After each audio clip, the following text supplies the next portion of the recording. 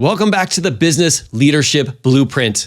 You're on video number 3, and I just want to say how thankful I am that you are making it here. You are literally the leader that we need now in the world. That being said, I know your time and your energy is extremely valuable. So today, we're going to put some systems in place to not only protect that, but so that you can make the most impact in the shortest time possible. If you're ready to do that with me today, let's dive into the third M. Now, we went through the first M of modeling, you taking the actions that you want others to take. Then we dove into motivating, how to get people excited, motivated, inspired, and taking action. Now, the third M is called mentoring. It's this idea of work with the working. You only have limited time and resources. You need to make sure that you spend time with the right people, the people who are taking action, but who are willing to continue to grow so that they can create the results they truly want. Now, when I say mentoring, I mean either a small group or a one-on-one. We want to be able to work closer with the people who are taking action so we can help them out even more than we would if they were in the motivation pool. Remember, when we're motivating people, we're motivating everybody. But when we're mentoring, we have to be selective of the people that we're helping because we're giving them our valuable time and energy. So what does this look like? Number 1 is first identify who it is you're going to mentor. Now for me, it's all about taking a look at who's taking the most action. Results are great, but typically when somebody first gets started, it's action that we need to measure, not the results. So if you currently have a team, who are the people on your team that are taking the most action and deserve the most of your time? Typically, for some reason, we tend to want to spend our time with the people who aren't taking action, but this actually moves the needle slower, not only for us, but for them. So have a way of identifying who to start working with.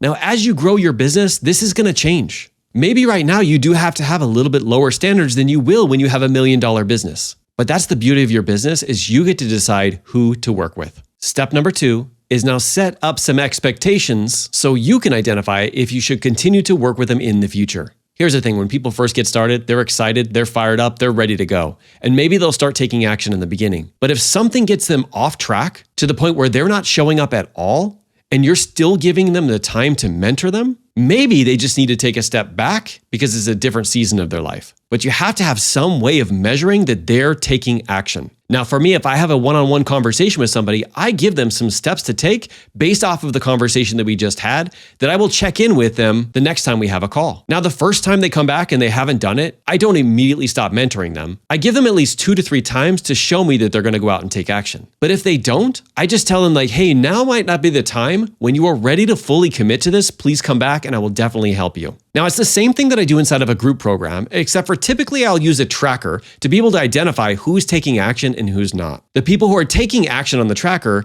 have my attention, and that's where I'm going to be spending my time and energy. Remember, if somebody's not taking action, I don't want you to make it mean there's something wrong with them or something wrong with you. It's probably just a season that they're going through. Do not make somebody else's lack of action mean something about you. That is the worst thing you can do for your business and especially for those you mentor. Instead, see if you can help identify what is actually keeping them stuck. And if you can't, just let them know you will be there when they are ready. Now, step number 3, and this one's kind of obvious, is literally pour into them with everything you've got. Meaning, if they need help with mentoring, if they need help with coaching, if they need help setting up something, you're there to give them your time and energy because you know they are going to take action.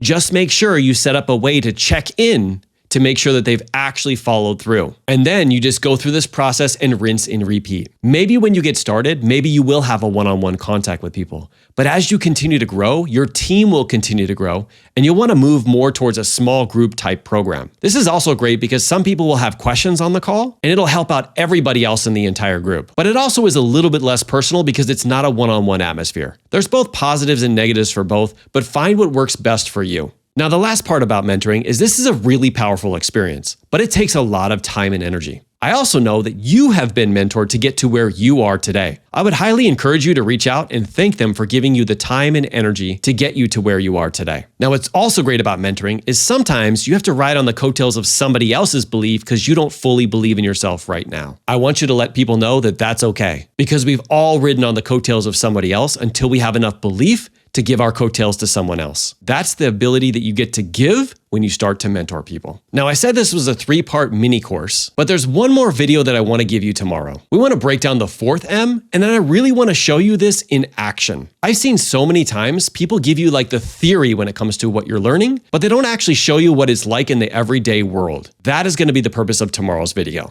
Thank you, leader, for making it this far. Keep leading from the front, and I'll see you tomorrow. Bye.